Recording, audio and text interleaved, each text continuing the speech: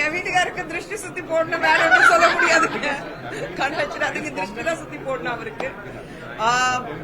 இந்த படத்துக்கு எதுக்கு எந்த சம்மந்தம் இல்ல. ஆனா ஒரே விஷயம், அவர் இந்த படத்துக்காக 12 வருஷத்துக்கு முன்னாடி எந்த அளவுக்கு உழைச்சாருன்னா எனக்கு தெரியும். அதுக்காக இந்த படத்துக்கு இவ்வளவு மிகப்பெரிய ஒரு வரவேற்பு நீங்க எல்லாரும் கொடுத்துருக்கீங்க. ஈவன் ஆஃப்டர் 12 இயர்ஸ் ஒரு படம் வந்து 12 வருஷத்துக்கு முன்னாடி எடுத்த மாதிரி இல்ல, இப்பதான் எடுத்துட்டு ஆடியன்ஸ் பல்ஸ் குடிச்சிட்டு அவங்களுக்கு அந்த என்டர்டெய்னர் கிங் சும்மாவே, சுந்தர் சி என்டர்டெய்னர் கிங் சும்மாவே சொல்லல, பட் அது என்டர்டெய்னர் கிங் மறுபடியும் ப்ரூவ் பண்ணிட்டு இருக்காரு.